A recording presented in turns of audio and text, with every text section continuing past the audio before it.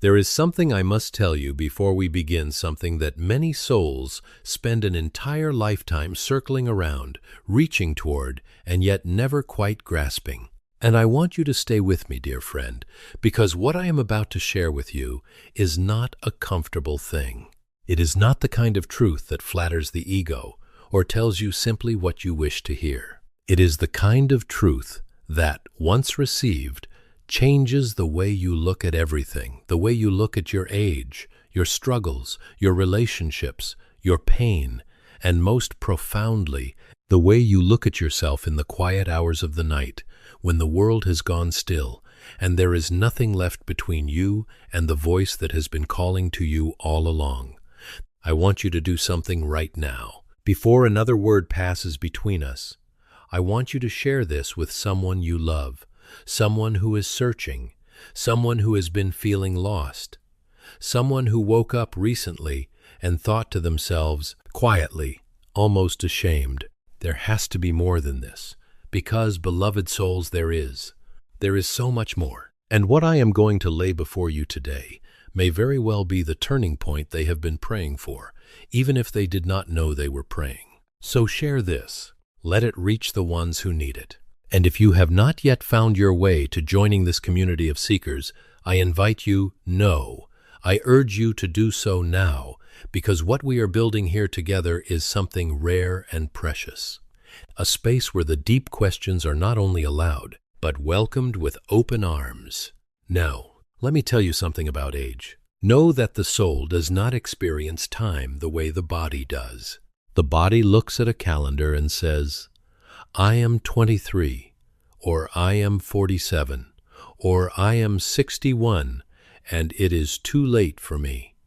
And that voice, that trembling, anxious voice that speaks through the limitations of flesh and fear, that voice lies to you. It has always lied to you, because the soul has no age. The soul has only readiness. And readiness, my dear friends, is not something that comes to you on schedule. It comes to you when enough pressure has been placed upon the material life, when enough disappointment, enough longing, enough midnight weeping, enough silent yearning has built up inside you, until finally, like water against a dam that can no longer hold, something gives way. And in that giving way, in that beautiful, terrifying collapse of the walls you built around yourself, the light rushes in. That is what a spiritual awakening is. Not a single golden moment of divine perfection.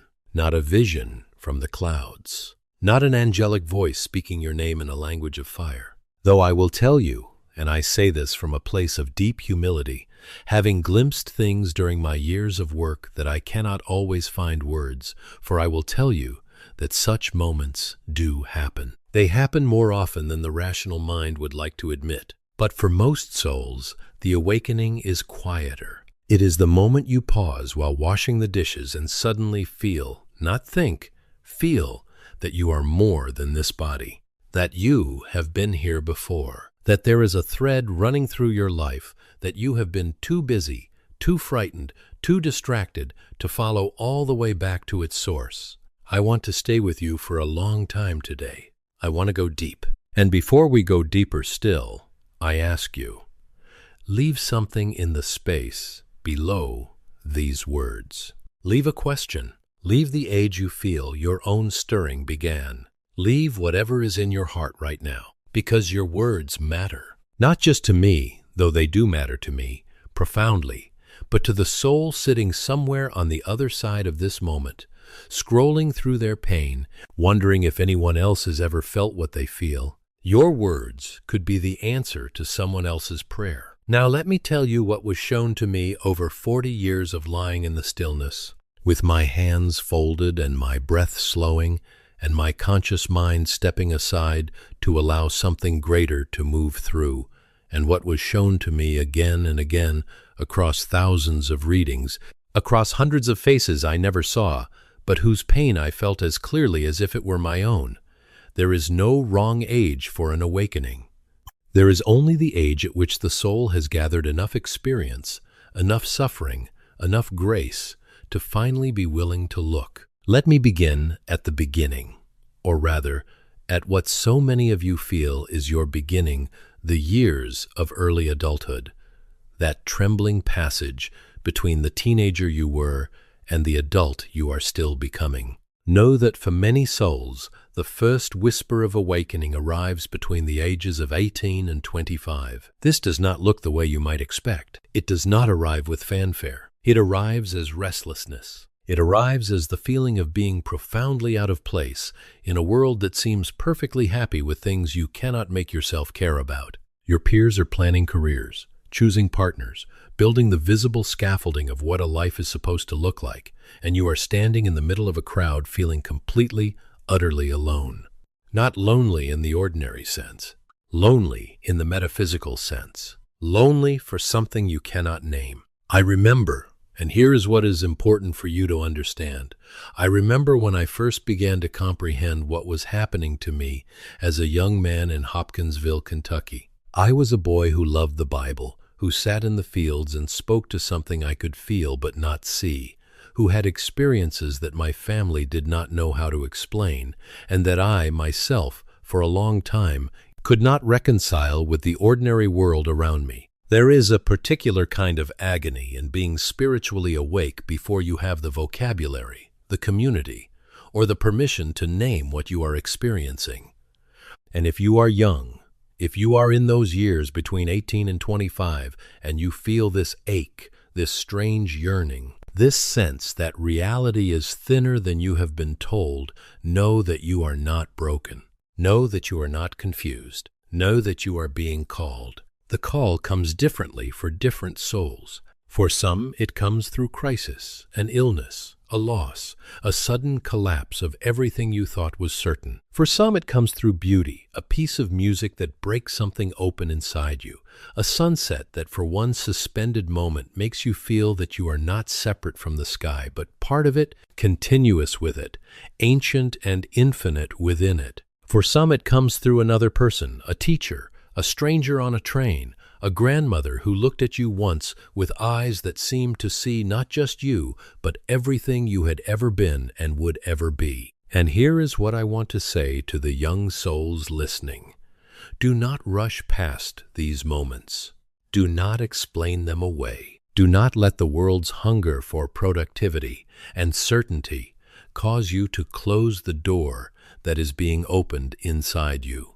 Because the door, once closed, does not disappear, but it does become harder to find. And you may spend years, even decades, wandering the halls of a life that feels like it belongs to someone else, looking for the thing you could have held in your hands if only you had stopped and been still. Mind is the builder. Know that. What you hold in the mind, what you allow to live in the mind, tends with the inevitability of water seeking its level to take form in the material world. And if the young soul, in those early awakening years, holds the thought, I am confused, I am lost, I am behind, I am wrong, that thought becomes a kind of architecture that shapes everything that follows. But if instead, even in the midst of confusion, that same soul can hold the thought, I am being prepared, I am being opened, something is working through me that is wiser than my fear, then that thought becomes a different kind of architecture entirely, one that allows the soul to move with its awakening rather than against it. Now, I want to speak to those of you who are in your 30s, and I want to speak directly because I believe, as it has been shown to me in reading after reading, in the soft murmuring of what I can only describe as the accumulated wisdom of those who have passed before and those who are yet to come, I believe that the 30s are, for a very significant portion of souls incarnated on this earth at this time, the most critical decade of awakening.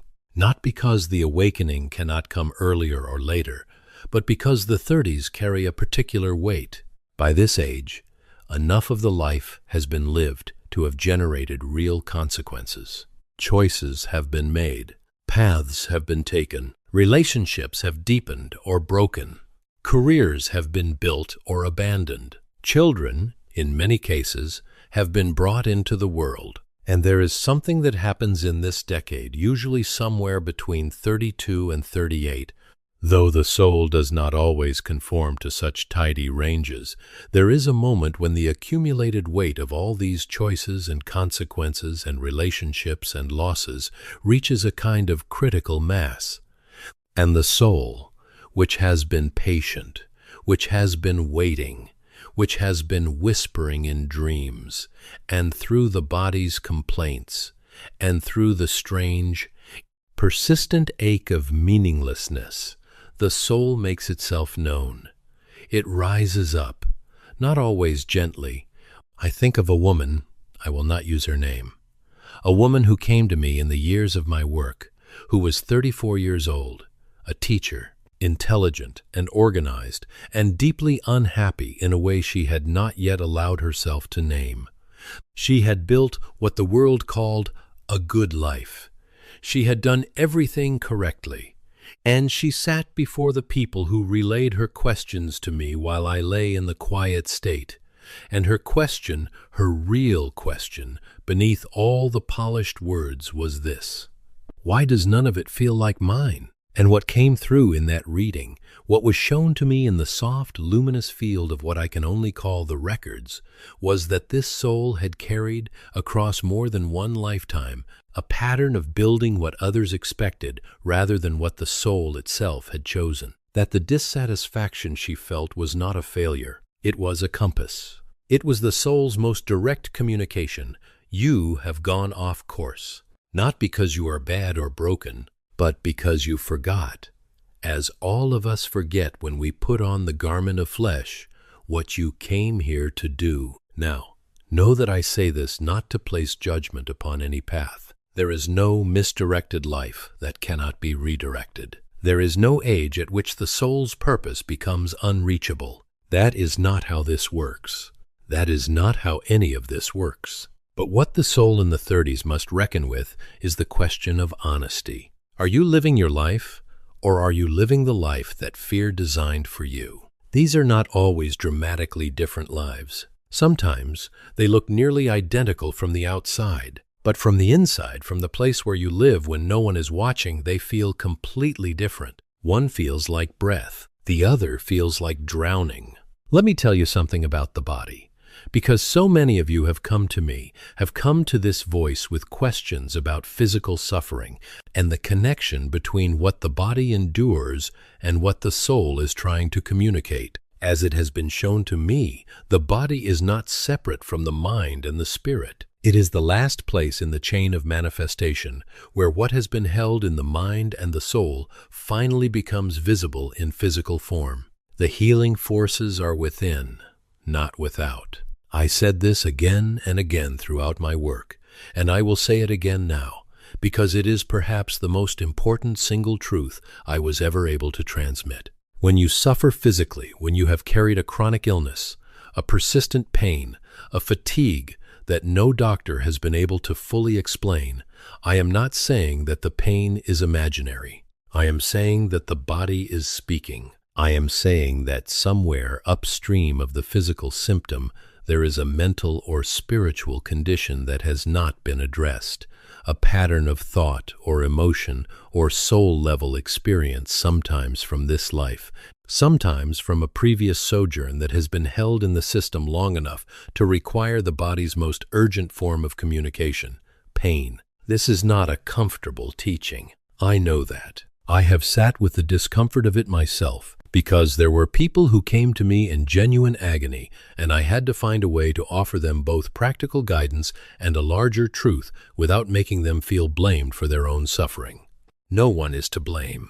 That is not what I am saying.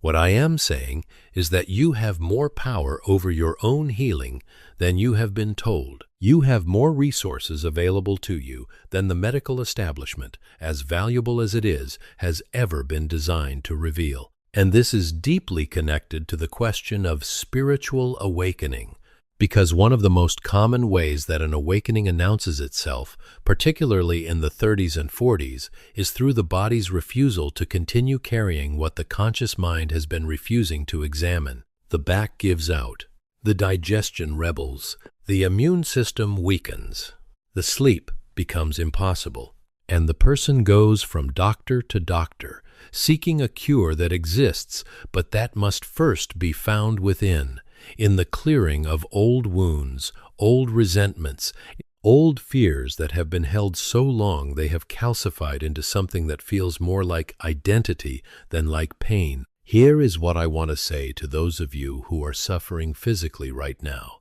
who are listening to this and feeling the strange resonance of recognition.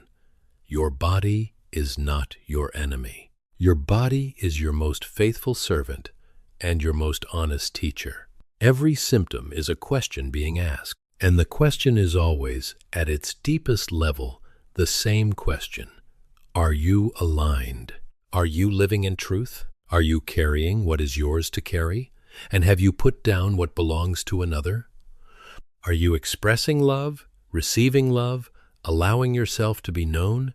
I want to speak now about the 40s, because the 40s carry their own particular flavor of awakening, and I want to describe it with the care it deserves. In these years, something happens to the soul that is different from what happened in the 20s and 30s. The energy shifts. The urgency takes on a different texture. In the 20s, the awakening whispers. In the 30s, it speaks. In the 40s, for many souls, it stands in the doorway and refuses to move until it has been heard. The 40s bring what has sometimes been called the midlife crisis, though I find that phrase entirely insufficient for what it actually describes. What is happening in the 40s is not a crisis in the ordinary sense.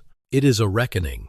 It is the soul's accounting, halfway through the expected span of a human life, and the soul knows, on some level it always knows, approximately how much time the body has been given. The soul performs an audit. It asks, what have you done with what you were given? Where have you placed your love? Where have you withheld your gifts? And what, if anything, are you still willing to change? The mid-40s awakening often arrives disguised as loss. The loss of a relationship, the loss of a career, the loss of a physical capacity that was once taken for granted, the loss of a parent, which is its own category of grief, a grief that does not just mourn the person gone, but forces the remaining child, no matter their age, to stand now at the front of the line, the oldest generation, looking at their own eventual passing with a clarity that was not possible before. This is grief as initiation.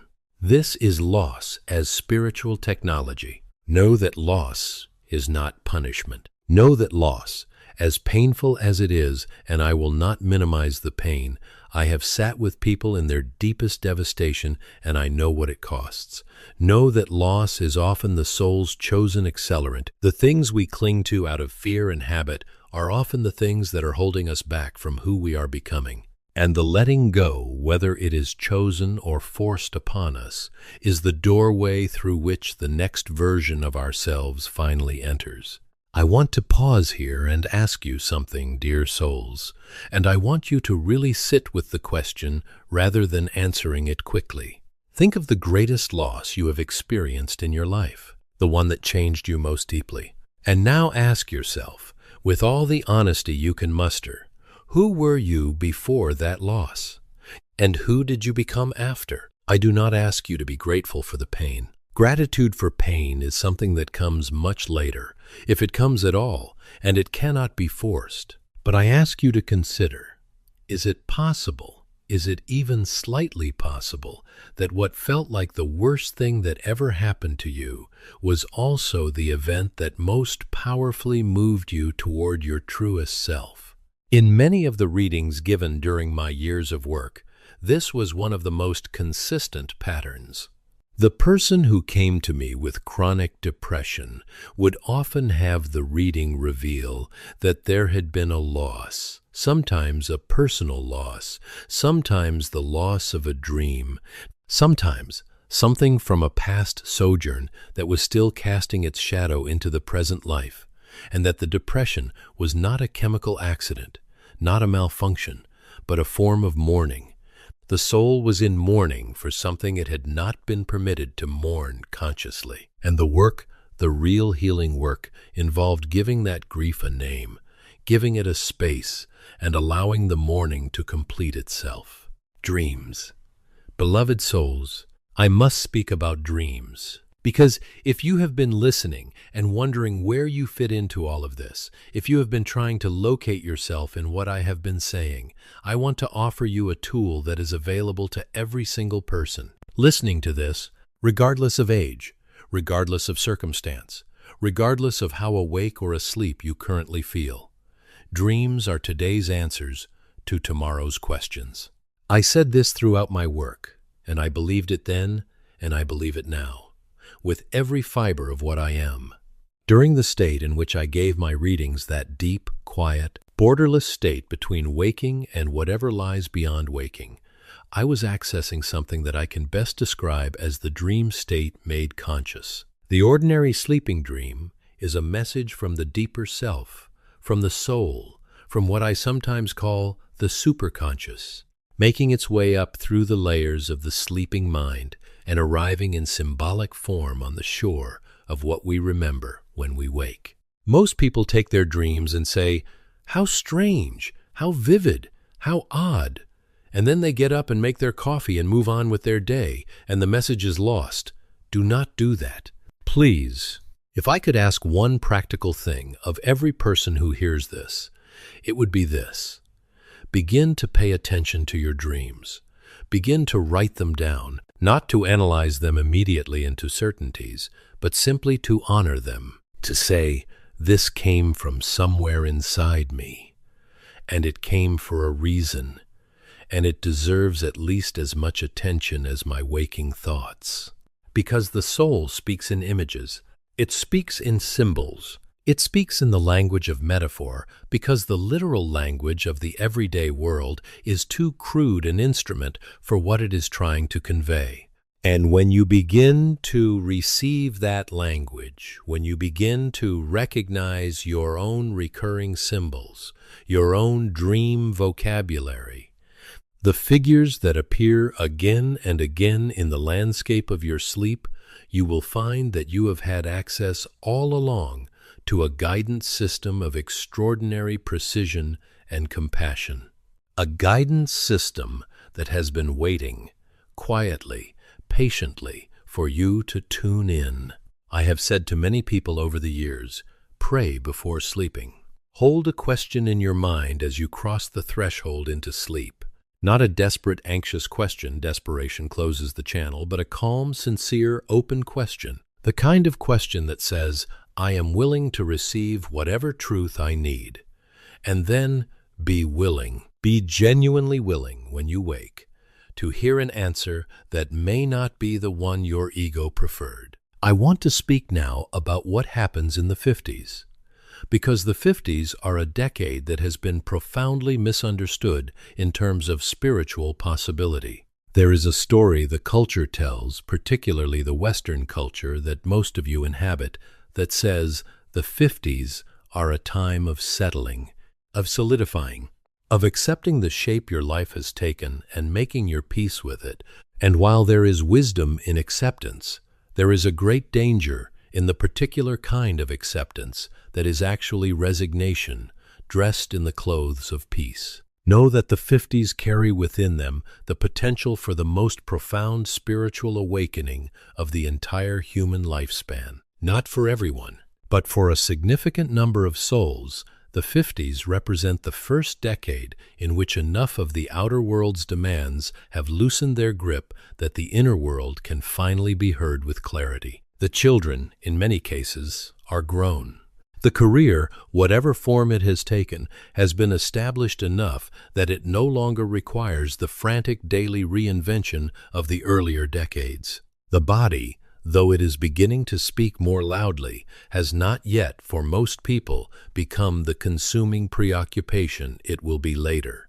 And the soul, which has been accumulating experience across this entire lifetime and across all the lifetimes that preceded it, finds itself in a particular kind of ripeness. The 60s and 70s, too, bring their own awakening, a different kind, quieter, often more luminous. In these years, the soul begins its gradual reorientation from the outer world to the inner. The things that seem so urgent, status, achievement, the opinions of others begin to lose their urgency. not because the person is giving up, but because they are preparing. Because somewhere in the deep knowing of the soul, there is an awareness that the direction of travel is shifting, that the long journey through the physical world is moving toward its next chapter, and that the next chapter requires not more doing, but more being. I want to be clear that I do not speak of death as a tragedy. I speak of it as a transition. As it has been shown to me, and I say this not lightly, but from the accumulated weight of thousands of readings and visions and glimpses into what lies beyond the visible, death is not an ending. It is a change of address. The soul does not die. The soul rests, reviews, learns, and in time, when it is ready, chooses to return. Always with a purpose, always with lessons it needs to complete or gifts it has come to give. And the life review that happens in the spiritual state between incarnations, that review is not a judgment handed down by an outside force. It is experienced as a self-knowing, as the soul seeing itself clearly, perhaps for the first time, without the distortions of fear and ego and the limitations of physical perception. Here is what is important for you to understand about past lives and their connection to your current awakening. The patterns that confound you most in this life, the relationships that repeat the same painful dynamic, no matter how many different people you bring into them, the fears that have no rational origin in this lifetime's experience, the gifts that come to you so naturally that they barely feel like gifts at all. These are all echoes. They are the soul's accumulated library. They are the unfinished chapters of a very long book. When someone came to me and said, "I have this inexplicable terror of water, and I have had it since childhood, and there was nothing in this life that explained it," sometimes what came through in the reading was the image of another time, another body, another set of circumstances in which that soul had faced exactly the thing it now feared and had not yet made peace with it. And the fear, carried like a thread across the veil of birth, was the soul's way of saying, "We still need to heal this. This is still unfinished." This does not mean you must spend years in regression therapy, though that work has genuine value for some souls. It means that when you encounter a pattern in yourself that feels larger than this life, deeper, older, more stubborn than any single lifetime of experience would seem to justify, consider that it may indeed be older and deeper than this life, and approach it not with the exhausted frustration of someone who cannot believe they are still dealing with this, but with the compassionate curiosity of someone who understands that the soul is patient, thorough, and ultimately committed to its own completion. The law of cause and effect, what some traditions call karma, though I always found that word somewhat too easily misunderstood, is not a punishment system. It is not the universe keeping a ledger of your sins and waiting to settle the score. It is simply the principle that what is set in motion continues to move until it finds its resolution. A thought sent out with love creates a resonance that returns as love. A thought or an action or a pattern set in motion with fear or hostility or selfishness creates a dissonance that also returns, not as punishment, but as the opportunity to learn, to choose differently, to complete what was started. And the awakening, the spiritual awakening that so many of you are seeking, that some of you are already in the middle of, even as you listen to this, the awakening is the moment the soul decides to stop, simply reacting to the returning waves, and to begin to understand what originally created them. It is the moment the soul steps back far enough to see the pattern, and in seeing the pattern, gains the possibility of changing it. Now, I want to speak about something that I know many of you feel, but have not given yourselves full permission to say aloud, because the world around you may not have provided a safe space for it. I want to speak about the feeling of being different, the feeling of having always been somewhat outside, not antisocial, not strange, but somehow tuned to a frequency that most of the people around you don't seem to be receiving. I want to speak about the particular loneliness of the spiritually sensitive soul in a world that rewards material certainty and practical achievement above almost everything else.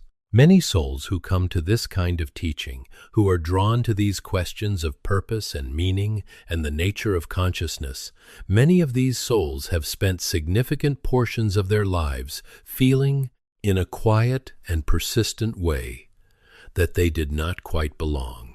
Not because they were unkind or unlovable or unable to connect, but because the depth of feeling that moved through them, the questions that haunted them, the awareness that seemed to extend beyond the immediate and the visible, these set them apart from the conversation that most of the world seemed content to have.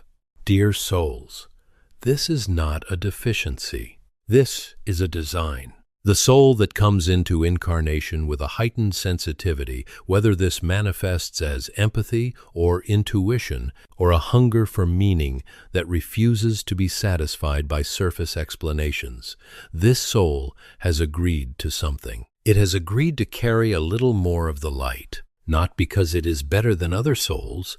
There are no better or worse souls, but because in this particular arrangement, in this particular time and place, its function is to hold open a certain kind of possibility, to ask the questions that others are afraid to ask, to feel what others have numbed themselves against feeling, to point, by its very existence, toward dimensions of experience that the world has been taught to ignore. The cost of this is real, and I honor it. The sensitivity that makes you a clear channel for spiritual truth also makes you more vulnerable to the storms of human emotion, your own and others. You absorb what you were not meant to absorb. You carry what does not belong to you. You sometimes mistake others' pain for your own and spend enormous energy trying to heal wounds that are not yours to heal. These are the occupational hazards of the spiritually sensitive soul, and they are worth understanding, worth managing, worth addressing with as much care as you would give to any other aspect of your well-being. I want to say this particularly to those of you who identify as healers, as caretakers, as people who put others' needs consistently before their own. Know that you cannot pour from an empty vessel. Know that the self-sacrifice you have been taught to equate with goodness is not always goodness. Sometimes it is avoidance. Sometimes it is fear of your own needs. Sometimes it is a very old pattern, sometimes reaching back across more than one lifetime, of believing that your worth is conditional on your usefulness, your giving, your capacity to make others comfortable. You are not here only to serve. You are here to live, to grow, to receive as well as to give, to allow love to flow toward you as freely as you allow it to flow out from you. This imbalance, and I saw it in reading after reading, I see it in the souls drawn to this conversation. This imbalance is one of the most common and one of the most quietly devastating patterns in spiritually awake people. And the healing of it is not complicated in its essence, though it may take patience and courage in its practice.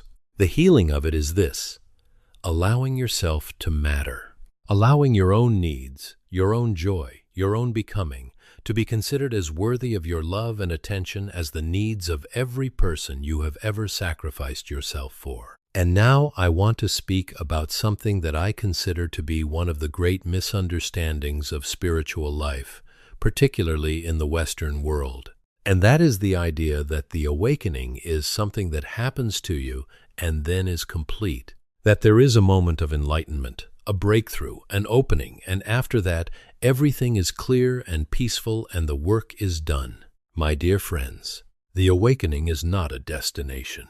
It is a direction. It is a turning of the face toward the light and a commitment to keep walking toward it, even when, especially when the light seems to dim, or the path seems to disappear, or the world conspires to convince you that you were foolish to have turned in the first place. Every single soul I ever worked with who was in the midst of genuine spiritual development, not spiritual performance, not spiritual identity, but actual movement of the soul toward its own truth, Every single one of those souls went through periods of what I can only describe as spiritual darkness. Periods where the connection they had felt seemed to have vanished, where the prayers felt unanswered, where the visions and the dreams and the sense of guidance that had been their compass seemed to have gone silent, leaving them in a quiet that felt less like peace and more like abandonment. This experience has been described across every tradition. The mystics called it the dark night of the soul.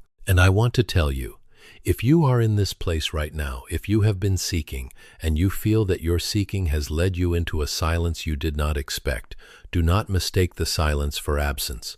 The silence is part of the process. The silence is the space in which the old patterns dissolve and the new capacity is being prepared. The silence is the deep breath between the ending and the beginning. Know that the divine, whatever name you choose to give to the animating intelligence that moves through all things, that breathes through every living creature, that holds the entire manifest world in its attention, know that this force does not abandon. It does not forget. It does not misplace a single soul. What it does, sometimes, is step back just far enough that the soul is required to take the next step on its own. To reach rather than to be handed, to seek rather than simply to receive, because seeking changes you. Reaching changes you. The very act of continuing to turn toward the light in the midst of darkness is itself a form of becoming. And here is what is important for you to understand, particularly if you are in a dark period right now. The spiritual path is not linear. It never was. The soul does not travel in a straight line from confusion to clarity. It spirals. It returns.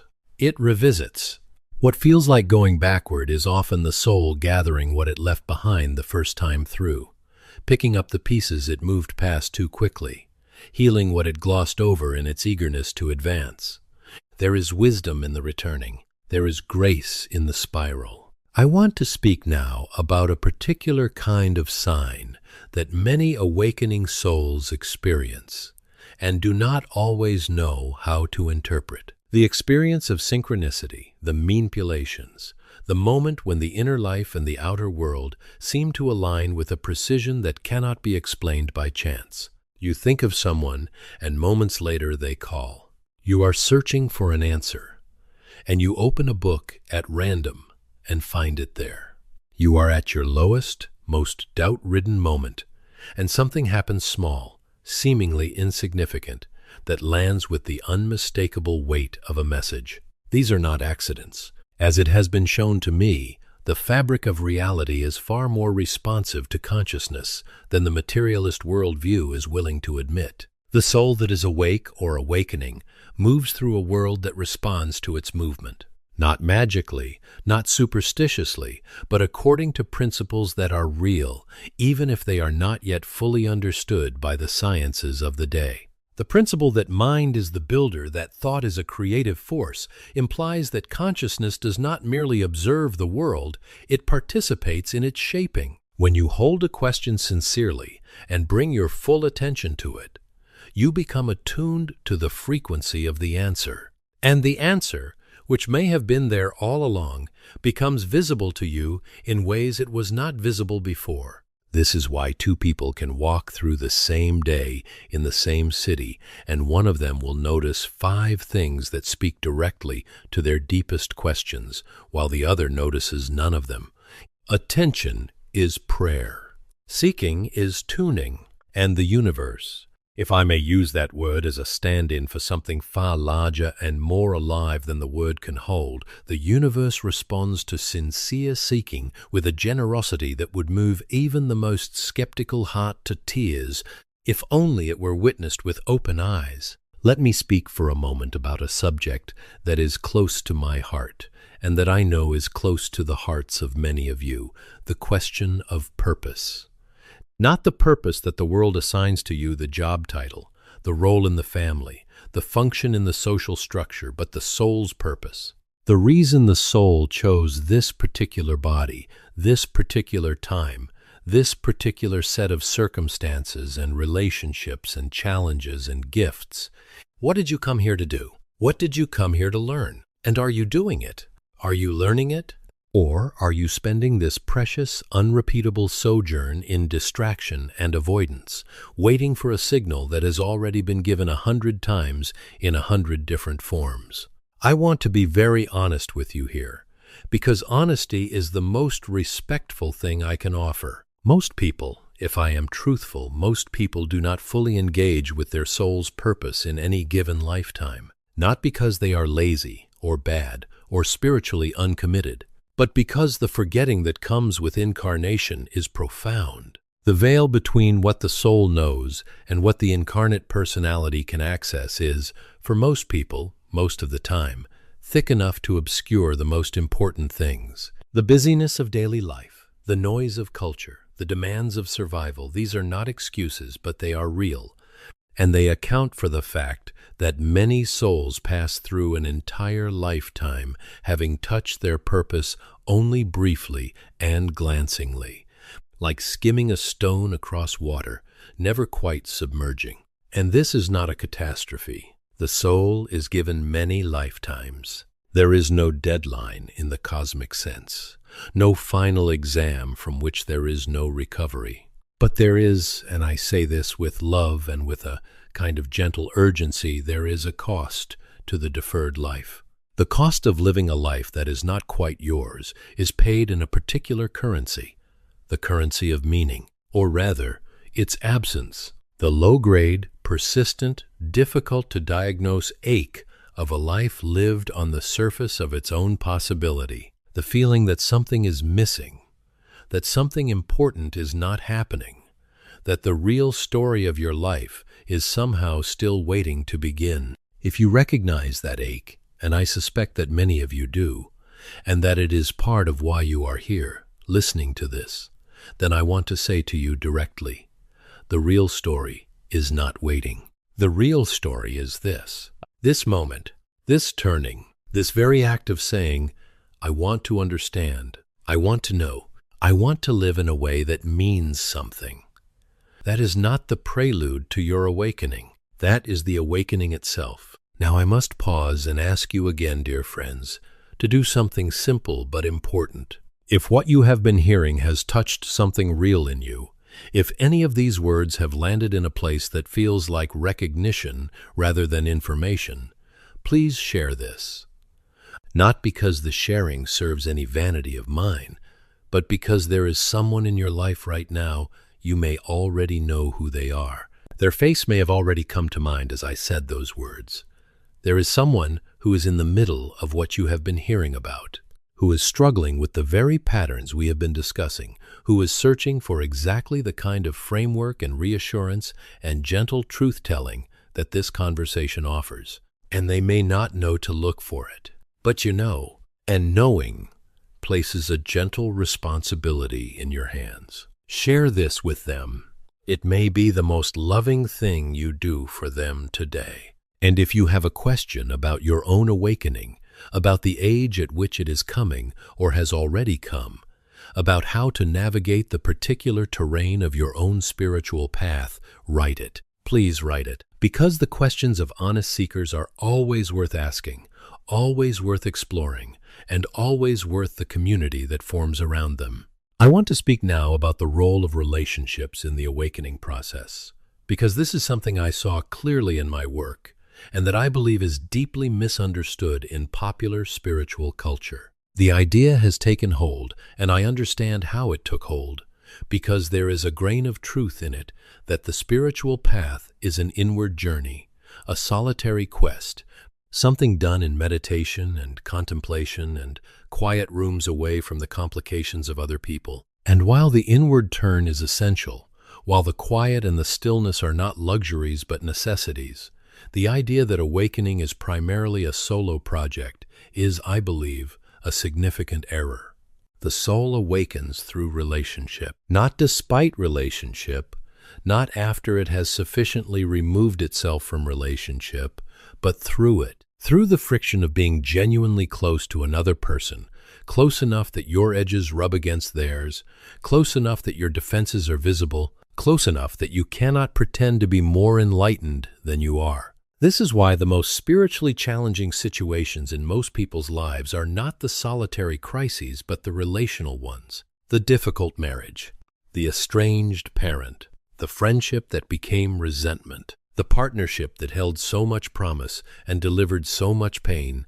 These are not obstacles to the spiritual path. They are the spiritual path. The person who troubles you most is, in some meaningful sense, your teacher. Not because you should simply endure what is harmful and call it a lesson.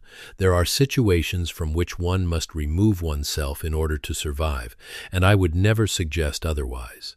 But because the qualities in another that most disturb you are almost always pointing to something in yourself that is asking for attention. The judgment you feel toward another's weakness is often the map to a similar weakness in yourself that you have not yet been willing to acknowledge. The rage you feel at another's dishonesty is sometimes the shadow cast by a dishonesty within yourself that you have not yet forgiven. This is not comfortable territory. I know that, but it is the territory where real change happens. And the soul that is genuinely committed to its own awakening must be willing, at some point, to stop looking outside itself for the source of its suffering and to begin the more difficult, more honest, more ultimately liberating practice of looking within. God is love.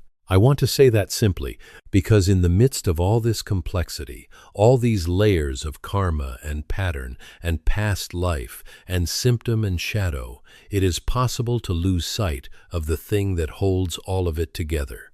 God is love. The animating force behind all of existence is not a judgmental accountant keeping track of your failures. It is not an indifferent force that set the world in motion and stepped away. It is love.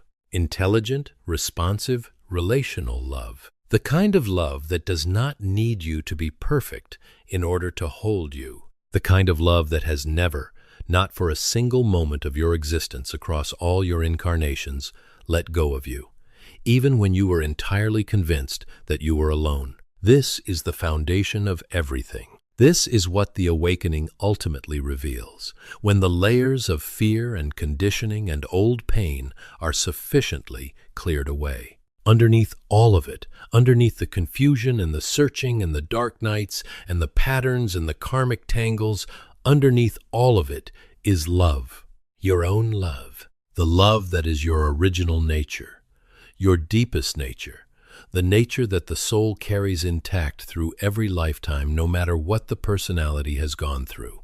And the awakening, the spiritual awakening, at whatever age it comes, is ultimately the return to that love. The remembering of what you have always been. The dissolution of the mistaken identity that told you that you were limited, isolated, separate, alone. And the recognition, profound and simple and slightly embarrassing in its obviousness, the recognition that you have always been part of something vast and loving and alive, and that this something has been with you every step of the way, in every body you have ever worn, and will be with you in every body you have yet to wear. Let me now move more deeply into the question of how to recognize your own awakening, what it looks and feels like from the inside, not in the dramatic versions that stories tend to favor, but in the quieter, more common, more accessible ways that most awakenings actually unfold. Because I think there is a genuine need for this. I think many people have had an awakening and do not know it. I think many people are in the middle of an awakening and are interpreting it as a breakdown. And I think this misinterpretation causes a great deal of unnecessary suffering. One of the first signs that an awakening is underway, and this is often the one that is most distressing because it does not look spiritual, it looks pathological, is the dismantling of certainties. The things you believed about yourself, about the world, about what makes a good life, these begin to feel uncertain. The ground that seems solid begins to feel permeable. The identity you spent years constructing begins to feel like a costume rather than a self. This is frightening. It is supposed to be frightening, but it is not a disaster. It is a deconstruction. And deconstruction, while it looks like destruction from the inside, is always in service of something larger being built.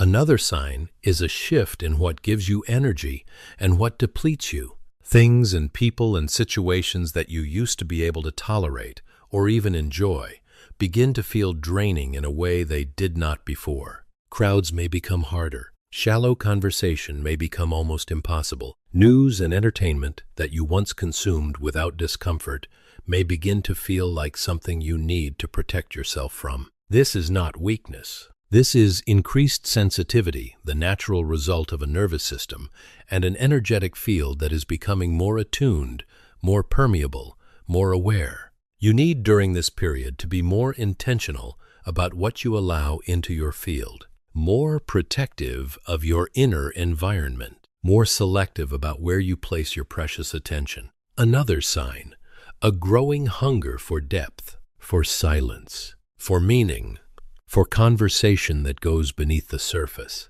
for people who are willing to be real with you and to allow you to be real with them, for creative expression that allows you to put the wordless things into some form of form. This hunger is not a problem to be managed. It is an appetite that is pointing toward the food you actually need. And then there is the question of calling, the awareness often arriving gradually, then suddenly, like the way a photograph develops in a darkroom, the awareness that there is something you are meant to be doing that you are not yet doing, or something you are meant to stop doing, a direction that your life is supposed to take that it has not yet taken. This awareness can be intoxicating and terrifying in equal measure. Intoxicating, because it carries within it the scent of your own potential. Terrifying, because following it would require you to change things, to give things up, to disappoint some people, to step out of the familiar, however uncomfortable the familiar has become.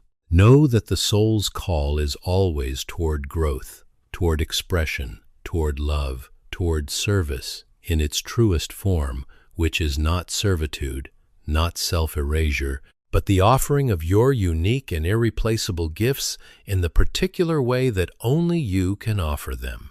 Know that this call will not leave you alone.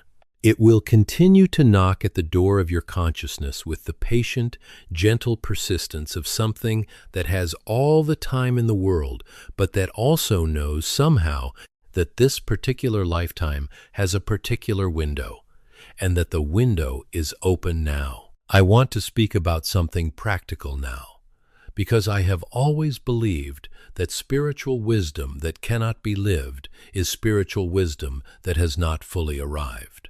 The question is not only what is true, but what do I do with what is true?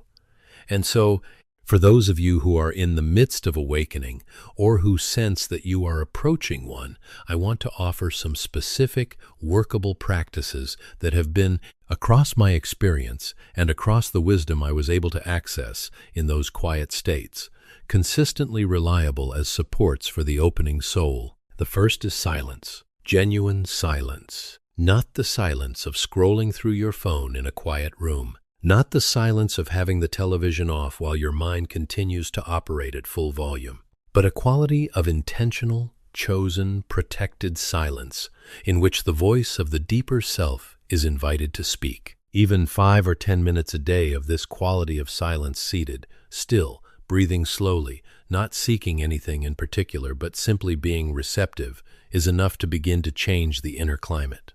To create, over time, a more open channel between the personality and the soul. The second is honest self-examination. Not the punishing, relentless self-criticism that masquerades as spiritual seriousness in so many earnest seekers, but genuine, compassionate, curious self-examination. The daily practice of asking, what did I feel today that I did not fully acknowledge? What did I avoid? What did I hold back? Where did I choose fear over love? Not to condemn yourself for these moments. Every incarnate soul has them, every single day, but to see them, to name them, to bring them into the light of consciousness, where they can begin to be worked with. The third is gratitude. And I say this knowing that it sounds simple, almost too simple for the depths we have been exploring together, but simplicity does not mean shallowness. Gratitude is, in my experience, one of the most powerful realigning forces available to the human soul. Not gratitude performed for spiritual credibility, but genuine, felt gratitude. The recognition that even in the midst of suffering, even in the midst of the dark night, there are things that are beautiful and that have been given to you. The breath, the light, the person who loves you, the capacity to seek, to question, to reach towards something greater than what you currently understand. Gratitude shifts the frequency of consciousness in ways that are felt rather than merely thought, and the shifted frequency changes what you are able to perceive and receive. The fourth is service. Small, daily, genuine service. Not the grand gestures, though those too have their place, but the daily practice of turning your attention outward and asking, "How can I be of use today?" Not in a way that diminishes you or exhausts you, but in a way that expresses the love that is your nature. The phone call to the friend who is struggling. The patience extended to the person in line who is taking too long. The kind word offered without expectation of return. These small acts of love are not separate from spiritual practice. They are spiritual practice. They are the means by which the awakening soul moves its interior realizations into the world of actual effect. And the fifth is persistence. The willingness to keep going when the path is unclear. The commitment to the seeking, even when the seeking seems not to be producing results. The faith, and here I use the word faith, not in its dogmatic sense, but in its experiential sense, the faith born of having had even one moment of genuine contact with something larger than yourself, the faith that what is real does not disappear simply because you cannot see it. Let me turn now to the question of what gets in the way. Because, beloved souls, if the spiritual awakening is the soul's most natural movement, and I believe it is, what the soul comes into incarnation, yearning toward, then why do so many people either not reach it in this lifetime or reach it only partially? At the very end, the answer lies in large part in fear. Not the fear of danger in the ordinary sense, but the deep existential fear that runs beneath most human experience. The fear of change. The fear of losing what is familiar. The fear of who you might become if you actually follow the thread all the way to its source. Because following the thread means leaving behind certain versions of yourself. Certain relationships that have been built on a particular version of you that is outgrowing its shell. Certain beliefs that have been providing a kind of comfort, even as they have been limiting growth. Certain habits of mind and body that have been serving the function of keeping you safe and small. Change is the soul's native element. Change is what the soul came here for. And the resistance to change, the rigid insistence on remaining exactly as you are, exactly where you are, surrounded by exactly the people and circumstances that confirm the story you have always told about yourself. This is the single greatest obstacle to spiritual awakening I have ever encountered. Greater than tragedy, greater than illness, greater than external opposition of any kind. Because tragedy and illness and opposition, terrible as they are, often break the resistance open. The voluntary, comfortable, defended refusal to change that is what keeps the door closed longest. And here is what I want you to sit with, because it requires sitting with. The life you are most comfortable in may not be the life your soul came to live. The relationships you have built around the most defended version of yourself may not be the relationships that will accompany you into your fullest becoming. The identity you have invested most heavily in protecting may be exactly the identity that is ready to expand beyond its current form. I am not telling you to blow up your life. I am not suggesting that the external circumstances must necessarily change dramatically. What must change, first and most importantly, is the inner orientation, the willingness, the turning of the face, the decision made quietly, privately, in the deepest part of yourself, that you are willing to be more than you have been, that you are willing to see more than you have seen, that you are willing to receive the truth, whatever form it takes, about who you are and what you came here to do, That willingness, just that willingness, held sincerely in the mind and in the heart begins to change everything, because mind is the builder, and what is held in the mind begins to take form in the material world. Not instantly, not without the practical work of walking the changed direction in daily life, but the willingness is the beginning. It is always the beginning. I want to speak now of a truth that I consider to be perhaps the most quietly radical of everything that was shown to me across 40 years of this work. A truth that, if it were genuinely received and genuinely lived, would change not only the individual, but the world that individual inhabits. And it is this: every soul you have ever encountered, every person who has irritated you, hurt you, disappointed you, challenged you, loved you, ignored you, praised you, every single soul is, at their deepest level, the same as you. They are not other. They are not separate. They are expressions of the same consciousness, the same source, the same love that you yourself are an expression of. And the suffering you see in them is not foreign to you, and the light you see in them is not foreign to you, and the darkness you see in them is not foreign to you. This is why I have always held, and I hold it still, with every part of what I am, that there is not so much evil in the worst of us, nor so much good in the best of us, that any of us has the right to judge another. Because in the full view, in the view available from the perspective of the soul and not the ego in the full view, we are all struggling toward the same light. Some of us are further along on a particular path. Some of us are still very near the beginning. But no soul is without its beauty, and no soul is without its unfinished work, and no soul, not one, is beyond the reach of the love that holds all things. This understanding, when it moves from intellectual agreement into genuine felt knowing, when you stop nodding at it and start actually experiencing it, even briefly, even imperfectly, this is itself a form of awakening. The moment of genuine recognition of the other as yourself. The moment of genuine compassion, which is not pity from above, but fellow feeling from within. This is what the mystics across all traditions have described as the heart of the spiritual life. Not the practices, not the rituals, not the doctrines, though all of these, rightly held, can serve as vessels for the experience. The experience itself is love. Recognition, union, the dissolution of the illusion of separation.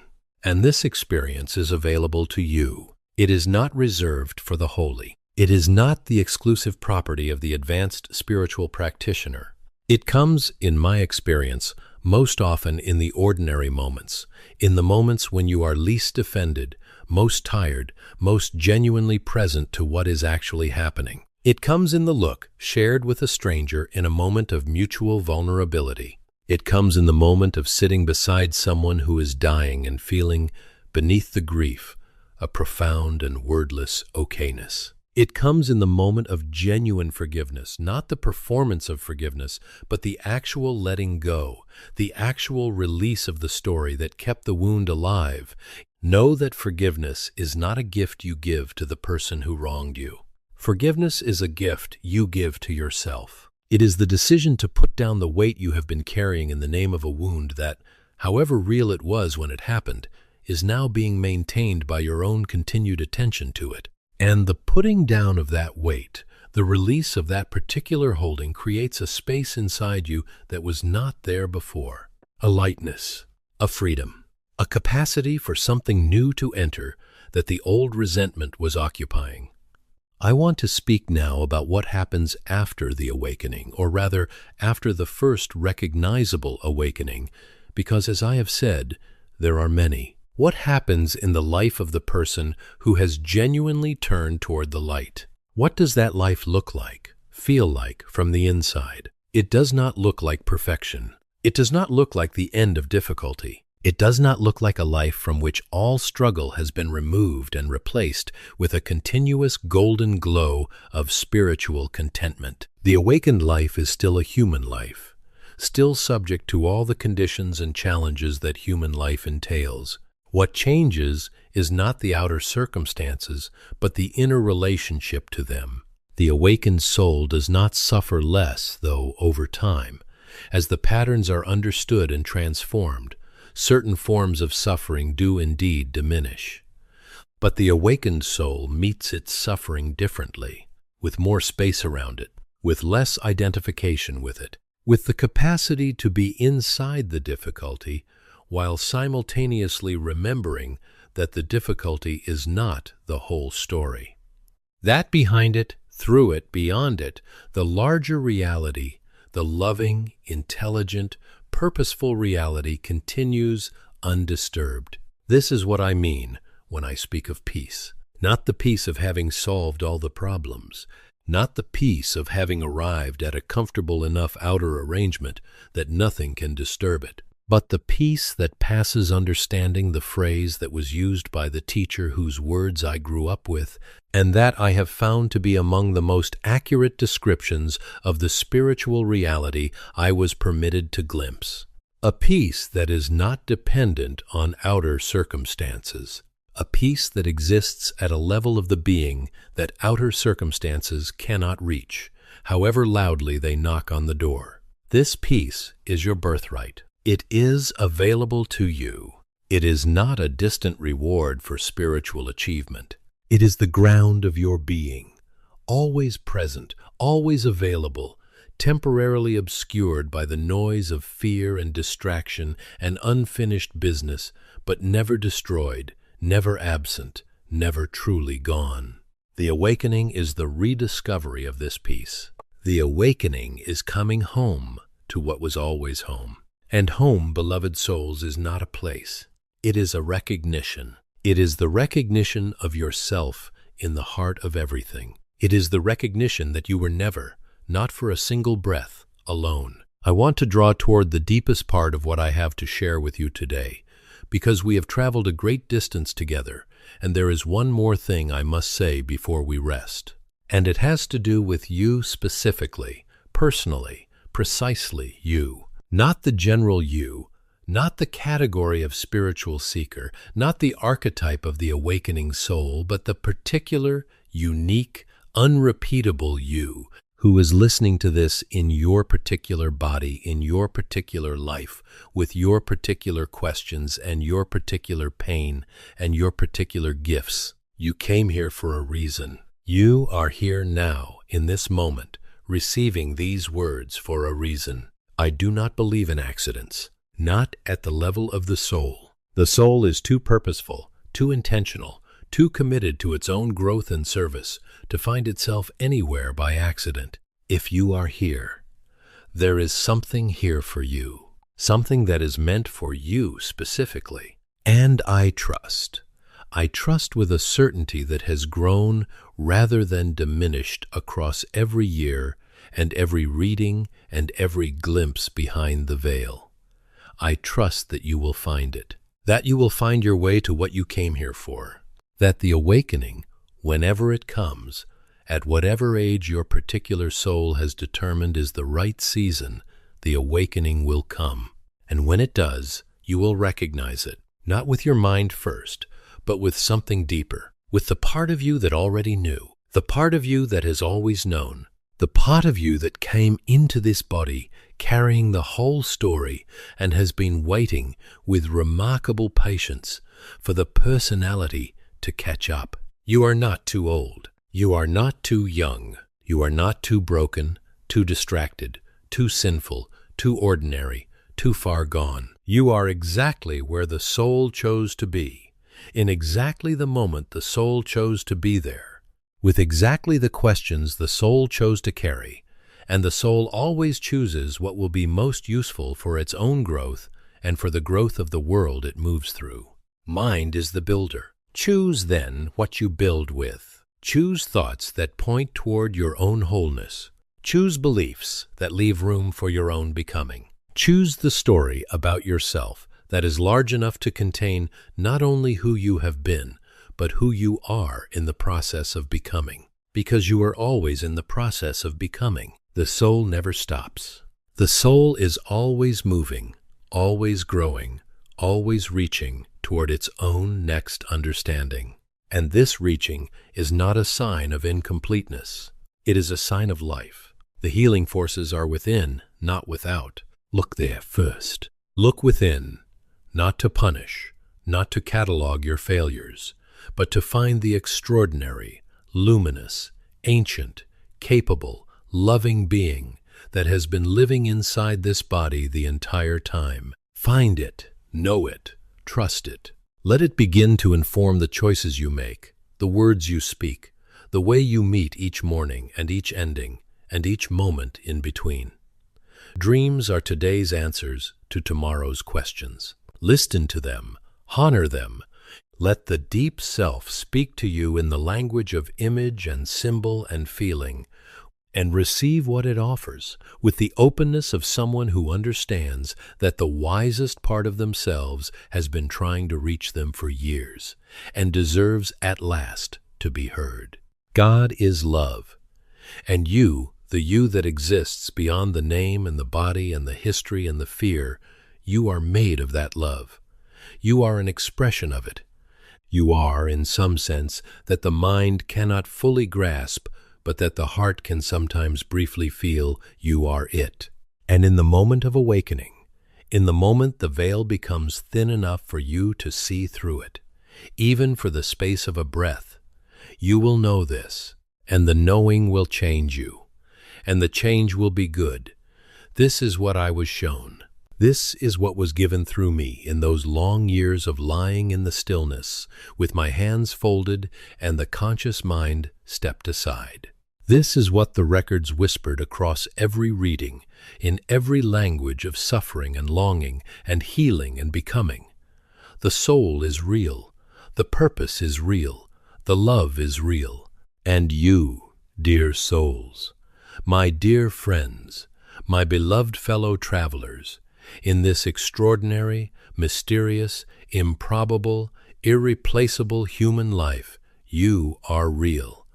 More real than you have been told, more capable than you have allowed yourself to believe, more loved than your worst moments have permitted you to feel.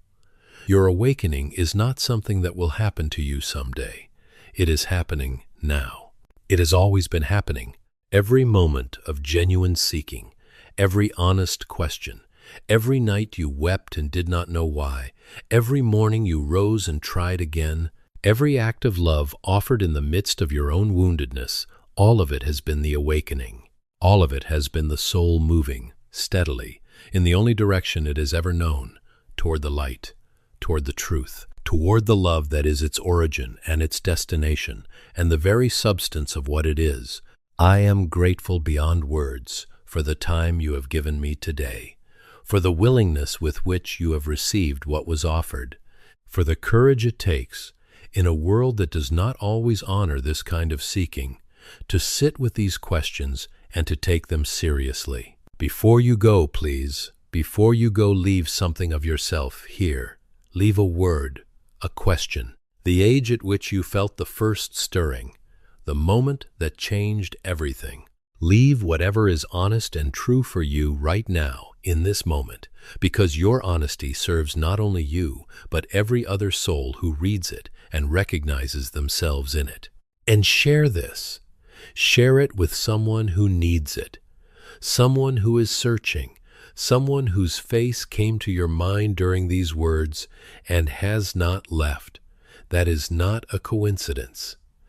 That is the soul directing your attention toward where love is needed. And if you wish to continue this journey with us, if you wish to be part of a community of souls who are willing to ask the real questions and sit with the real answers, subscribe, join, remain. Because this conversation is not ending, it is only beginning. And the next part of it needs you in it. Know that you are loved. Know that you are not alone. Know that the awakening you are seeking is seeking you, with at least as much earnestness, at least as much longing, at least as much patience and love as you are bringing to the search. Go well, dear friends. Go gently. Go toward the light. It has always known your name.